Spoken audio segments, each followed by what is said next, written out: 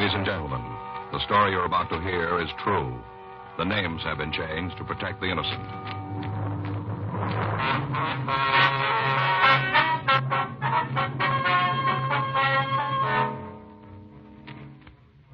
You're a detective sergeant. You're assigned to juvenile detail. You get a call from Georgia Street Receiving Hospital. A 2-year-old child has been brought in. Her condition is critical. There's evidence of foul play. Your job? Check it out. It was Sunday, August 14th. It was warm in Los Angeles. We were working the night watch out of juvenile detail. My partner's Frank Smith. The boss is Captain Powers. My name's Friday. I was on my way back from detention cells, and it was 7:28 p.m. when I got to the second floor of Georgia Street Juvenile. Squad room. Hi, how'd it go? Nothing. Those kids won't cop to a thing.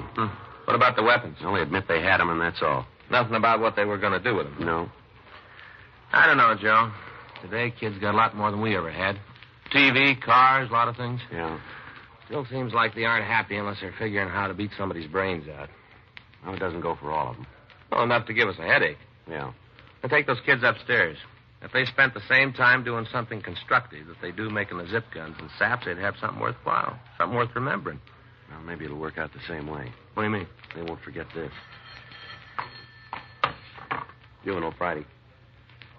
Yeah, Doc. When'd she come in? Anybody with her? Give me that again, will you? Yeah, I got it. Okay. We'll check it. That's right. We'll get back to you later. Thanks, Doc. Bye. It was Dr. Sebastian. Yeah? Just brought a little girl into emergency. Had convulsions. How's she doing? Dead on arrival. Frank and I notified Homicide Division, then we left the office and drove out to the address I'd gotten on the phone. 1784 Malabar Street was a small wooden house set on the back of the lot. A dead oak tree in the front yard was overgrown with ivy. Several broken and rusted children's toys were half hidden in the weeds near the front porch. We rang the front doorbell. Somebody ought to be home. The lights are on. Let's try it again.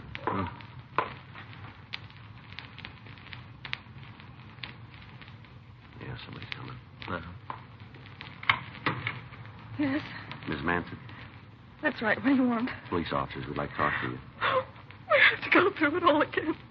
Don't you think I feel bad enough about it? We're sorry to bother you, ma'am, but there's some questions we have to ask you. All right, come on in. You might as well sit down. Thank you. Thanks.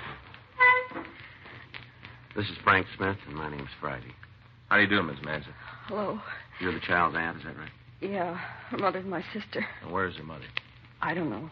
Been trying to get in touch with her. Left messages all over town, but I guess she ain't got any of them. The child stay with you, does she? Yeah. Been here since she was 6 months old. Feel like she was my own. Mm-hmm. I got 3 kids myself, all boys. Always wanted a girl. When Joan said I could have Melissa, it made me feel real good. Like a daughter of my own, real good. Mm-hmm. Knew it didn't make any difference to Joan. None at all. Wasn't anything that mattered much to her. I always thought Melissa was something that shouldn't have happened. In the way, that's what she said. Yes, ma'am. In the way. Mm-hmm. What happened this evening? What do you mean? Well, you're the one who called the hospital, aren't you? Yeah. As soon as I knew there was something wrong, called him. Mm-hmm. What happened? Well, this is Sunday. Yes. Every Sunday morning, Joan comes by and picks up Melissa, takes her for the day. Mm-hmm. Just like always, she was here this morning. Yes, ma'am. Going to be a big day. She told the baby they were going up to Griffith Park to the zoo, see the animals. Mm-hmm. Oh, we all sat around and ate. My kids and baby and Joan, and the kids went to get dressed. Yeah. After she was dressed, they left. Joan and Melissa going to the zoo and the ride. Real big day, real big. Mm-hmm. About 6 they came back. That's this evening? Yeah, 6 o'clock. The baby didn't look real good, kind of hot and flushed. Yeah. I asked Joan if she'd given her a lot of junk. She said no, nothing that had hurt her. That's what she said. Mm-hmm. Just came in the house and then she left. Said she had an appointment, that she couldn't be late. Just dumped the baby inside the house and walked out. I see. I gave her a bath. Thought it might make her feel better. She was running a little fever. Warm bath's supposed to bring down her temperature. Yes, sir. Didn't do any good at all. I asked her if she was hungry. She said she was, so I gave her some dinner. Had no more than taken one bite, and she had the first sip. Mm-hmm. Sitting right there at the table, and she had it. I didn't know what to do. Never had nothing happen like that before. I didn't know what to give her. Did you call a doctor? Yeah. We don't have a telephone, so I went down to the corner. There's a booth at the gas station. Yeah. Didn't want to leave the baby alone, but there wasn't any other way. Nothing else I could do. All right, go ahead, please. Doctor wasn't at home. I left word for him to come right over, and then I came back. Didn't no sooner walk into the house than she had another fit. Scared me to death. Poor little thing was sitting there. I could see she was in pain, terrible pain, and there wasn't anything I could do for her. Mm-hmm. I just couldn't wait anymore. I went back and called the emergency hospital, asked them to send an ambulance. Told them it was important and to send somebody right away. A couple of minutes after that, the men got here and took her away. Poor little thing. Yes, ma'am. She looked at me like asking me to stop the pain, begging me. Almost tore my heart right out of my chest to see her. So little. Almost killed me. Yes. She was dead when they got her there. Didn't even live long enough for them to try and save her. Not even that long. Yes, ma'am, we know. Just a baby. 2 years old and she's dead. Just a tiny little baby. It hardly seems fair. A lot of people could die and it wouldn't make any difference, but not her. She was beautiful. Just beautiful, like my daughter, like my own. You sure there isn't something we can get for you, Miss Nancy? No, nothing. Isn't anything that'll help now. Nothing at all. Ma'am, has there been any history of this type of attack in your family? You mean fit? Epilepsy? Anything of that nature? No, never been anything like that. Well, now, did the child tell you that she felt sick? Mm-mm. We didn't have no idea there was something wrong until it was too late. Did she complain of stomach cramps, do you remember? No, she didn't. What'd you have for dinner? Ground meat, potatoes, the green beans. Couldn't have been that made her sick. We all ate the same thing. The kids and me, none of us had any trouble. Mm-hmm. Is your sister separated from her husband? Yeah, they hadn't been together for over a year. Been that long anyway, I suppose. He's supposed to contribute support, but he doesn't, not a dime. I see.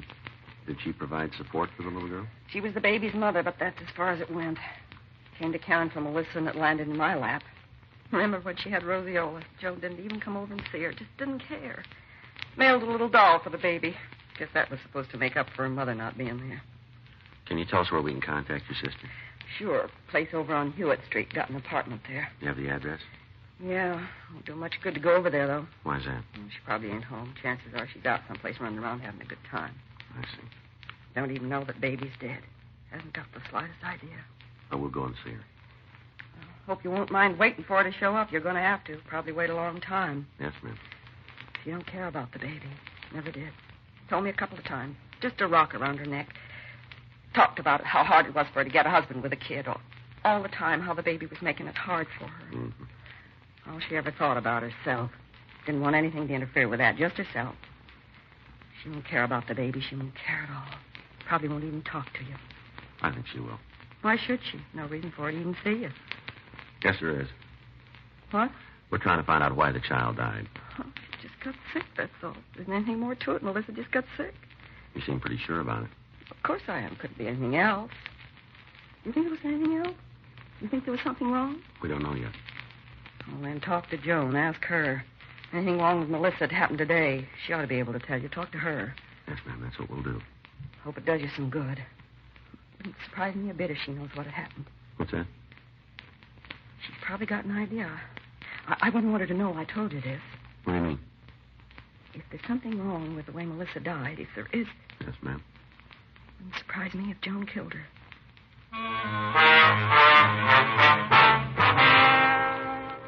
Frank and I left the house and drove over to the apartment on Hewitt Street. The name on the mailbox read Joan Guyman. We rang the bell, but there was no answer. We talked to the landlady, a Mrs. Enid Findon. She told us that the Guyman woman had left the place about 7:15 in the company of a man, and she hadn't returned. We asked her what she could tell us about Miss Guyman. Kind of hard to say right off. She's funny, you know how I mean? No, ma'am. Well, there's a lot of people who don't like her, lots of them. They think she's kind of wild, the way she runs around, partying it up. You'll hear a lot of talk about her. Got to kind of make up your own mind about it. Mm-hmm. You any idea where we can find her? No, could be in half a dozen places. If she starts on a run, she's liable not to slow down for a couple of days. You know the man she's with? Sorry, I can't help you there. I've seen him before, but not many times. I don't think Joan goes out with him much. Mm-hmm. Something wrong? Ma'am? Something happened to Joan? No, ma'am. Must be some reason you're nosing around. Anything you want to tell me? It might be a little better if we talk to Miss Guyman. That's the way you want it. I ain't going to pry into something don't concern me. Yes, ma'am. Have you ever met Mrs. Guyman's little girl? You mean Melissa? Yes, ma'am. Sure. Two of them been here several times. Sundays, you know, Joan has a little girl. How they seem to get along. What? Miss Guyman and her daughter. How they get along. Well, you said it yourself. Melissa's her daughter. Yeah. What have you heard? Hmm? Somebody's been talking about how Joan treats the kid. Well, maybe you better tell her. I don't want to get her in no trouble. You understand that? Yeah. Well, I'd be down here watching the television, maybe doing some ironing, and I'd hear Joan yell at the baby. Loud. She used words a kid shouldn't hear, not that young. Yes, ma'am.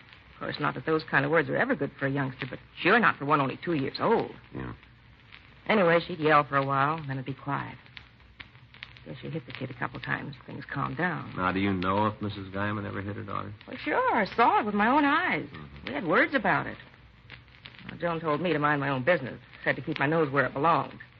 Told me how Melissa was her kid, and if she thought a slap would do some good, she was going to give it. Mm-hmm. She did. Only a couple times they weren't slaps. What do you mean? Like this. With a closed fist. They're right along here. Right above the ear. A couple times in the face. I saw the kid with a black eye myself, sure. Does Mr. Guyman see his wife? Not that I know. He said a couple times that he doesn't. I don't think she even knows where he is. Kind of sad, you know. Yeah? What happened? That's how all the trouble started. Mr. Guyman. Both of them used to live here when they got married. First off, they seemed pretty happy. Didn't have no idea there was anything wrong. Mm-hmm. Then when the baby was born, the trouble started. Wasn't long before the whole building knew about it. Of course, there was a couple of people who had an idea before. What's that? About her. Ma'am? Oh, running around, down to the bars, drinking, talking with other men. Now, I'm not a prude. Never been anybody who could say that about me. Nobody. Mm-hmm. But I just don't believe in married women doing it. Not them. That's what caused the trouble then, huh? You just put it down to that.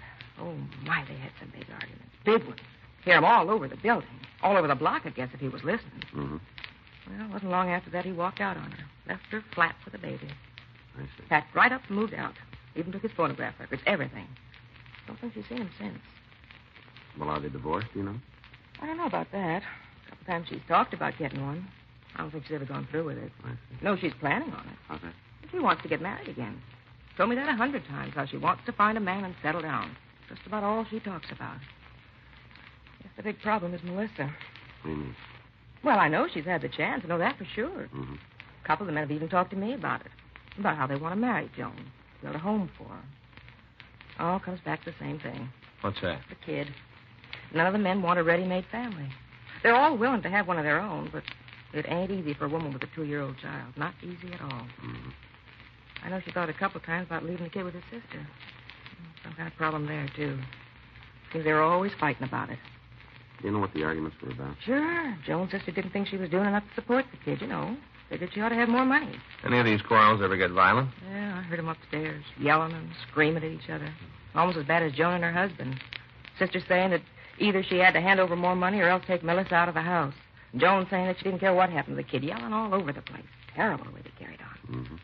Be honest about it, I don't think either one of them really wanted the little girl. Neither one of them. Is that right? Both been just as happy if she'd never been born. Poor little kid. Wonder they didn't try to put her in another home, you know. Find some people who wanted her. Would have given her a chance to grow up being loved. That's right. Least they could have done, given the little kid a chance. Oh, I don't know. Maybe someday Joan will wake up, realize what she's doing. Mm-hmm. Maybe she will. Let's hope it's not too late. In the company of the manager, Frank and I checked Joan Guyman's room. There was no indication that she wasn't going to return. We asked Miss Bindon to notify us as soon as she heard from the Guyman woman.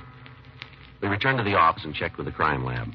They'd finished going over the child's clothing, and they hadn't found anything out of order. We put in a call to the coroner's office, and we talked to Chief Deputy Coroner Vic Wallage. He told us that the autopsy would be held at 10 a.m. the following morning, and that we should have the results by 11. He went on to say that in his examination of Melissa Guyman, he'd found several bruises on her neck and back. However, he was unable to tell us if the blows might have been strong enough to cause her death. 12:16 a.m., we ran the names Joan Guyman and her sister through R&I. There was no record on the sister, but we found that the Guyman woman had been arrested several times in the last year on charges of 4127A, drunk. The rest of the night was spent in checking out the places she was known to have frequented. An attempt was made to find her husband without result. The next day, Frank and I met in the squad room early to put through a call to the coroner's office. Yeah. Mm-hmm. What about the bruises? I see. How long's that going to take? Right. We'll keep in touch with you. Okay. Bye. How about it? They finished. What's the cause of death? They're still not sure. What do you mean? They think she might have been poisoned.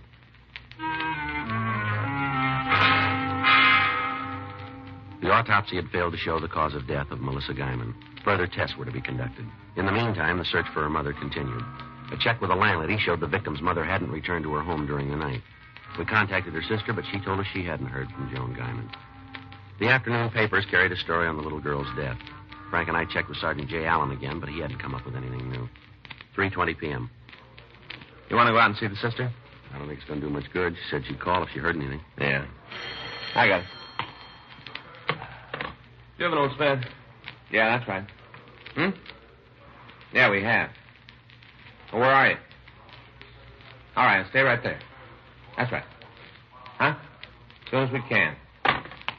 Joan Guyman. Where is she? Bar down on East 5th. She know about the little girl? Yeah, wants to see us right away. Well, that makes us even. She's got more of a reason. Says she killed her daughter.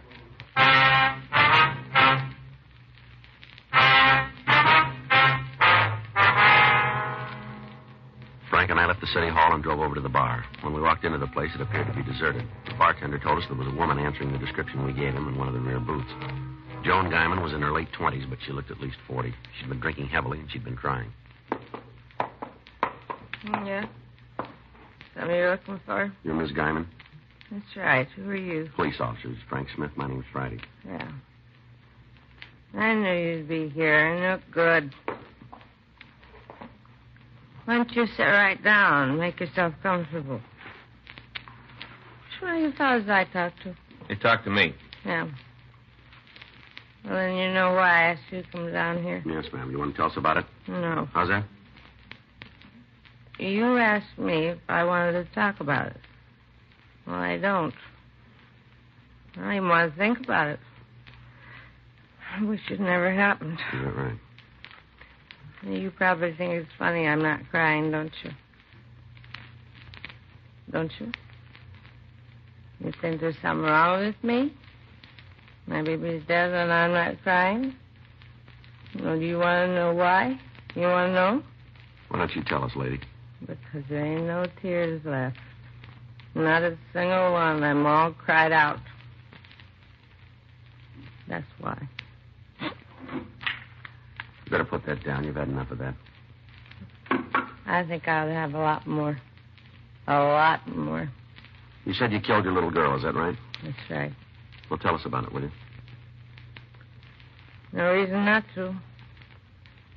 No reason for anything anymore. All right, go ahead. I killed her. I killed her. It's like I'd put a gun up to her head. I killed her. Is this the same? Go ahead. Oh, poor old kid. She didn't want much. Hardly anything. One of those dolls with the hair you can wave, that's all. The doll with curly hair and her mother.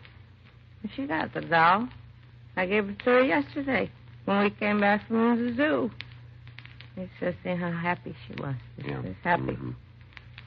Another thing I wouldn't give her. No mother. Poor little kid. She didn't have no mother. Just me, that's all. It's me. Yeah. That's how I did it. What's that? Killed her. If I'd been her mother and kept her with me, it never would have happened. She'd be all right now. Neglect. That's what did it. Neglect. And I gave it to her. Never paid no attention to her. All the time, too busy with what I was doing. I didn't pay any attention to her. I didn't pay any attention at all. All right, come on, lady. Where are we going? Downtown. What for? I think we'll be able to talk better there. Oh, I don't want to go anyplace. I'm going to stay right here. My baby is dead. Poor little kid didn't have no mother. Why don't you just go away and leave me alone? You know we can't do that. Why not? There a law or something that says you gotta harm people. Is that what you're doing? Frank. Yeah. No, wait a minute. You leave me alone. You got no right to do this to me.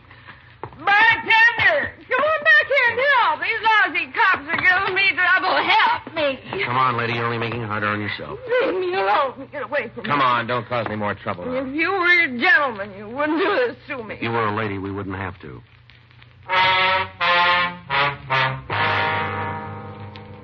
We took the woman back to the city hall. After several cups of hot coffee, she straightened out enough to give us a story. She went over each step of the previous day, naming all the places she and her daughter had gone and all of the foods they'd eaten. There was no apparent cause for the child's death. In talking to her, we found that the child was wearing different clothing when she was brought to the hospital. Frank and I drove out to Mrs. Guyman's sister's home and picked up the dress and the coat the little girl had worn. It was turned over to the crime lab, 2:15 p.m. Funeral Friday. Yeah. I don't know. We'll have to check it. Right. Yeah, as soon as we know. Right. Ray Pinker over at the lab. Yeah? Just finished going over the little girl's dress. Find anything? A couple of stains. Yeah? Traces of poison. Along with the crew from the crime lab, Frank, Mrs. Guyman, and I went back to her apartment where a thorough search was started. From the analysis of the stains found on the child's dress, Sergeant J. Allen said the death might have been caused by minute quantities of poison in another fluid. While he and his crew went over the apartment, Frank and I talked to Mrs. Guyman. Couldn't be anything here. Was the child alone at all yesterday? No, I don't think so. We went to the zoo and came back here. Gave her the doll, and we played with that for a while. Mm-hmm. Did you leave the apartment at all? Yeah. Went down to the corner to make a phone call. Only gone a couple of minutes. Your daughter was here alone then? Yes, but she couldn't have gotten into anything. I was only gone a little while. I was still playing with the doll when I got back. Miss Guyman, our crime lab seems to think she might have been poisoned by some sort of polish. Well, what do you mean? Looks like a metal polish of some kind. I don't have any of that in the house. You sure? Certainly. I don't know. My place. They have to tear everything up like this. It'll all be straightened out. I hope so. Seems like there's never going to be an end to it. Joe? Yeah, Jack. See you a minute? What do you got? I think this is it. I found out in the kitchen under the sink. Metal polish. Yeah. Isn't one of the standard brands. Certainly isn't one of the off brands either, is it? I've never seen it before. Well, The bottle's almost empty. Cap was off when we found it. any chance it might have spilled out? No, it doesn't look like it. Not on the floor around the bottle. Hey, you want to come out in the kitchen? We'll check it for prints. All right. We got the kid out there. All right. Can you tell for sure, Jay? No, we can get an idea, though. There, Joe, it's coming through. You see there? Yeah. What do you think? Have to roll the child's prints to be sure. Looks like it, though. The fingers are pretty small. There, you can see yourself. Pretty tiny. I guess that does it. Mm-hmm. All right, thanks, Jay. What'd they find? You know how it happened? We think so, yeah. How? We found an empty bottle of metal polish in the kitchen. Looks like your daughter drank some of it. She couldn't have. I was with her all the time. She couldn't have gotten to it. You said you left her alone. But not that long. She didn't have time. I was only gone a couple of minutes. That's all. Just a couple of minutes. That was long enough. It's not true. Just making it up, trying to make it all my fault. No, ma'am. Yes, you are. You're trying to make out I did kill her. You're saying it's my fault. Well, it isn't. Well, then you tell us. Huh? Whose fault is it?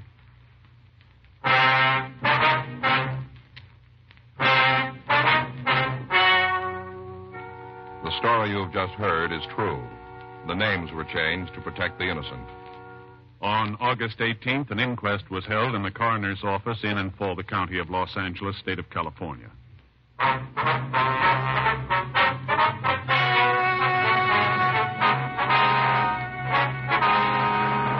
After examining all the evidence, a coroner's jury decided that the death of Melissa June Guyman was due to accidental poisoning.